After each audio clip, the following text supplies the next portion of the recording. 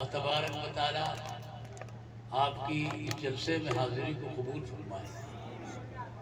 نحمدہ ونصلی علی حبیبہ الکریم، اما بعد فاعوذ باللہ من الشیطان الرجیم، بسم اللہ الرحمن الرحیم۔ وَأَمَّا بِنِعْمَةِ رَبِّكَ فَحَدِّثْ، صدق اللہ مولانا العظیم۔ نفس کو ہے وابستگی مدینے سے۔ اگر آپ پہلے مصرے پہ داد دے دیں گے تو کوئی ناجائز نہیں ہوگا۔ بعض مصرے ہی شعر ہوا کرتے ہیں تو دوسرے مصرے کا آپ انتظار کیوں کر رہے ہیں؟ کیا تیاریاں ہیں آپ کی؟ بول دو سبحان اللہ، ایک مرتبہ بول دیجئے سبحان اللہ، سبحان اللہ۔ سبحان اللہ سے کام نہیں چلے گا۔ سبحان اللہ کے علاوہ بھی الحمدللہ بہت کچھ ہے۔ ماشاءاللہ۔ محفل میں بیداری پیدا کیجیے۔ نفس کو ہے وابستگی مدینے سے، اور گزر رہی ہے میری زندگی قرینے سے۔ سبحان اللہ، سبحان اللہ۔ گزر رہی ہے عمر دے آپ میری زندگی قرینے سے۔ اور شعر دیکھیے کہ دل شکستہ سے لپٹی ہیں نور کی موجیں۔ اب یہ اردو ہے، میں اس کا ترجمہ تو کروں گا نہیں۔ دل شکستہ سے لپٹی ہیں نور کی موجیں، کنارہ مانگ لے ساحل میرے سفینے سے۔ کنارہ مانگ لے ساحل۔ اور عام روش سے ہٹ کر ایک بات عرض کرتا ہوں کہ در رسول پہ مرنے کی آرزو کیسی، در رسول پہ مرنے کی آرزو کیسی، حیات مانگ کے لائیں گے ہم مدینے سے۔ سبحان اللہ، سبحان اللہ۔ حیات مانگ کے لائیں گے ہم مدینے سے۔ ایک اور شاعر کہتا ہے کہ رنگ دیکھا نہ کبھی نسل و قبیلہ دیکھا، رنگ دیکھا نہ کبھی نسل و قبیلہ دیکھا، میرے سرکار نے ایمان کا رشتہ دیکھا۔ سبحان اللہ۔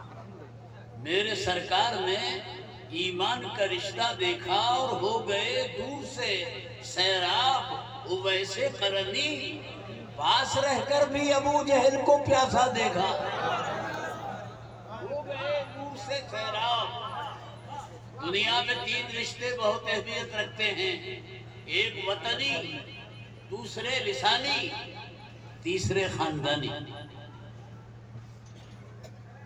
آدمی اپنے وطن سے، زبان سے، جو لینگویج بھی بولتا ہے، اپنے خاندان سے لگاؤ رکھتا ہے اور قربانیاں بھی دیتا ہے، مگر یہ تینوں رشتے جو ہیں وہ فانی ہیں۔ آدمی جب دنیا سے جائے گا تو ان میں سے کوئی بھی اس کے ساتھ نہیں جائے گا۔ ایک اور رشتہ ہے جو ان پہ بھاری ہے، اور وہ ایمانی رشتہ ہے، وہی ساتھ میں جائے گا۔ فرشتے قبر میں یہ نہیں پوچھیں گے کہ کس ملک کا رہنے والا، ڈریے مت آپ۔ فرشتے یہ نہیں پوچھیں گے کہ کہاں کا رہنے والا تھا، کون سی زبان بولتا تھا، کون سے خاندان سے تعلق۔ وہاں سب سے الگ بات ہوگی، اور پوچھا جائے گا کہ مر ربو کا، تیرا رب کون ہے؟ کیوں اتنے زیادہ خاموش کیوں ہو گئے آپ لوگ؟ ارے آپ مجھے بتائیے، تیاری دنیا میں ہونی ہے، وہاں کوئی تیاری نہیں ہے۔ تین سوال مشہور ہے قبر کے، مر ربو کا، تیرا رب کون ہے، وما دینو کا، تیرا دین کیا ہے۔ اور سرکار کی طرف اشارہ کر کے فرشتے پوچھیں گے کہ ما کنت تقولو فی حق ھذا الرجل، یہ ذات جو تجھ کو نظر آ رہی ہے، بول ان کے بارے میں کیا خیال ہے۔ اب آپ ایسے ہی سوچ رہے ہوں گے جیسے گجرات میں راجکوٹ میں فیاض صاحب تقریر کر رہے تھے، ہم لگا بھئی قبر میں تین سوال ہوں گے، من ربک وما دینک ما کنت تقول فی حق ھذا الرجل۔ ایک آدمی گھبرا کے بولا کہ یہ تینوں سوال تو عربی میں ہیں اور ہم کو عربی آتی نہیں ہے، ہم کو تو ترجمے کے لیے قبر میں ایک مولانا کی ضرورت پڑے گی۔ اب ان کا ہر مرنے والا اگر ایک مولانا کو قبر میں لے جانے لگا تو ایک ہی دن میں مولاناؤں کا پلیٹ فارم صاف ہو جائے۔ یہ تو مولاناؤں کو بہت بڑا دشمن ہو معلوم ہوتا ہے۔ ان کا پروردگار عالم جس زبان میں سوال کرائے گا اس کا علم تو پہلے عطا کر دے گا۔ علماء فرماتے ہیں کہ قبر کی زبان انبیاء بنی اسرائیل کی زبان یعنی حضرت موسیٰ کی زبان اور میدان محشر کی جو زبان ہے اور جنت کی وہ آمنہ کے لال کی زبان ہے، عربی زبان ہے۔ اسی کو شاعر کہتا ہے کہ رنگ دیکھا نہ کبھی نسل و قبیلہ دیکھا، میرے سرکار نے ایمان کا رشتہ دیکھا اور ہو گئے دور سے سیراب ویسے قرنی، پاس رہ کر بھی ابو جہل کو پیاسا دیکھا۔ اس کا مطلب یہ ہے کہ اسلام میں خون کے رشتے نہیں چلتے ہیں، ایمان کے رشتے چلتے ہیں۔ اسلام کی بنیاد فانی چیزوں پر نہیں ہے، باقی چیزوں پر ہے۔ اپنا ذوق بدلیے، اپنا مزاج بدلیے۔ وہ سید اختر جو کہہ رہا ہے اس پر توجہ دیجئے۔ اسلام کی بنیاد فانی چیزوں پر نہیں ہے، باقی پر رکھی گئی ہے۔ یہاں صورتیں نہیں دیکھی جاتی ہیں، یہاں تو سیرت دیکھی جاتی ہے۔ سبحان اللہ۔ یہاں رنگ نہیں چلتے ہیں بلکہ ڈھنگ چلتے ہیں۔ یہاں ذات نہیں دیکھی جاتی ہے، یہاں بات دیکھی جاتی ہے۔ اسلام کی اس معیار پر جو بھی پورا اترا ہے اس کو عزت ملی ہے، اور جو نہیں اترا ہے وہ کتنا ہی بڑا آدمی صحیح نظروں سے گرا دیا گیا ہے۔ بلال حبشی پورے اترے تو عرب والوں نے ان کو اپنے سر کا تاج بنا لیا۔ ابو جہل پورا نہیں اترا تو ٹھوکر سے مار دیا گیا۔ یہ عبرت کی جا ہے، تماشا نہیں ہے کہ ابو جہل عرب کا سردار ہو کر بھی ذلیل و خوار اور آمنہ کا لال ٹوٹی چٹائی پر بیٹھ کر بھی کونین کا تاج۔ نعرہ تکبیر! اللہ اکبر۔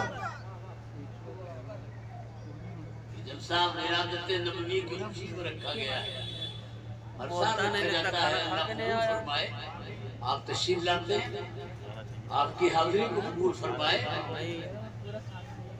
سرکار کا وجود سب سے بڑی نعمت، اور مسلمان اس پر جتنا بھی خوشی کا اظہار کریں وہ کم ہے کہ ان کا وجود مسلمان ہونے کی حیثیت سے اسی نعمت کا مرہون منت ہے۔ سرکار کی آمد سے پہلے دنیا میں مسلمان نام کی کوئی قوم نہیں تھی۔ ہاں کوئی افسوس مت کیجیے، ہر طرف شرک پھیلا ہوا تھا، کوئی توحید سے اور رسالت سے واقف نہیں۔ طلحہ سرکار نے نبوت کا اعلان کیا، لوگ آتے گئے، کارواں بنتا گیا، قوم بنی، قوم ہی نہیں بنی، ایک بہترین امت وجود میں۔ تو آپ کا وجود بحیثیت مسلمان ہونے کے سرکار کی تشریف آوری کا مرہون منت ہے۔ اور پھر شروع میں یہ قوم غربت کا شکار تھی، اللہ تبارک و تعالیٰ نے اسلام کے ذریعے اس کو خوشحال کیا، اتنا خوشحال کیا کہ عمر ابن عبدالعزیز کے زمانے میں سب زکوٰۃ دینے والے ہو گئے، کوئی لینے والا نہیں۔ میں غلط تو نہیں چل رہا ہوں؟ آپ سیدھا کر سکتے ہیں مجھے؟ ربیع الاول کے جلسے میں یہ تقریر نہ کروں تو کون سی کروں؟ وہ کیا کیا نعمتیں ہیں جو سرکار کی تشریف آوری سے ہم کو ملی۔ قوم وجود میں آ گئی، غربت خوشحالی سے بدل گئی۔ حاتم طائی کے بیٹے عدی کہتے ہیں کہ میں سرکار کے پاس بیٹھا ہوا تھا، ایک آدمی آیا، یہ ابتدائی اسلام کا واقعہ ہے، اس نے غربت کی شکایت کی، فاقے کی شکایت کی، تو آقا نے فرمایا عدی اگر تم زندہ رہے تو تم دیکھ لو گے کہ اللہ اس اسلام کی بدولت اتنا خوشحال کر دے گا کہ ایک آدمی زکوٰۃ کا سونا لے کر نکلے گا تاکہ کوئی مستحق مل جائے، شام ہو جائے گی کوئی مستحق نہیں ملے گا تو وہ سونا بیت المال میں داخل کر دیا جائے گا، اس لیے کہ سب زکوٰۃ دینے والے کوئی لینے والا۔ یہ واقعہ عمر ابن عبدالعزیز کے زمانے میں پیش آ گیا اور انہوں نے سجدہ شکر کیا کہ سرکار کی پیشن گوئی میرے زمانے میں پوری ہو۔ پھر یہی قوم جس کو قوم مسلم اور مومن کہا جاتا ہے، کوئی چھوٹی بڑی ریاست نہیں تھی، سرکار مکے سے ہجرت کر کے مدینہ تشریف لائے، سلطنتوں کے دروازے کھلے، حکومتوں کی لائن لگی۔ آج 57 حکومتیں، ذرا سینے پہ ہاتھ رکھ کے فیصلہ کرنا، یہ سرکار اور آپ کے صحابہ کی قربانیوں کا نتیجہ نہیں ہے تو اور کیا ہے؟ بس جن لوگوں کے ذہن میں یہ ہے کہ اسلام آخرت کو تو ٹھیک کر سکتا ہے، دنیا میں کوئی ترقی نہیں دلا سکتا، وہ اپنے ذہن کی اصلاح کر لیں۔ پوری تاریخ موجود ہے کہ اسی اسلام کے طفیل میں عزت بھی ملی، دولت بھی ملی، حکومت بھی ملی، اور آخر میں جنت کی بشارت بھی ملی۔ یہی تو خوبی ہے اسلام کی، کہ اسلام اپنے ماننے والے کی آخرت ہی نہیں دنیا کو بھی روشن کرتا ہے۔ نماز میں پڑھنے کے لیے جو دعا تلقین کی گئی ہے اس کے الفاظ پر غور کیجئے۔ ربنا آتنا فی الدنیا حسنۃ وفی الآخرۃ حسنہ۔ آپ دعا کرتے ہیں کہ پروردگار ہماری دنیا کو بھی ٹھیک کر دے، آخرت کو بھی ٹھیک کر دے، دنیا میں بھی بھلائی دے، آخرت میں بھی بھلائی دے۔ اسلام میں روحانیت کی کوئی گنجائش نہیں ہے، یہاں دین دنیا ساتھ چلا کرتے ہیں، یہاں کعبے کا دیدار بھی عبادت ہے اور ماں باپ کا دیدار بھی عبادت ہے۔ ہاں، جس حدیث میں یہ آیا ہے نا کہ جہاں کعبے کا دیدار، قرآن کا دیدار عبادت ہے، وہیں یہ بھی آیا ہے کہ ماں باپ کا دیدار بھی عبادت ہے۔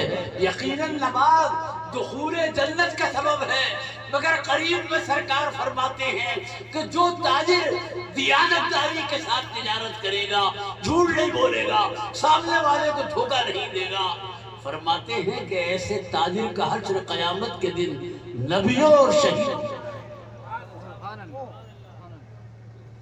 اور کیا سناؤں میں آپ کو؟ یہاں دین دنیا ساتھ ساتھ چلنا ہے، یہاں ایسا نہیں ہے کہ نماز 5 کی نہیں 9 وقت کی، اور جس کا لیے آج تک دیے۔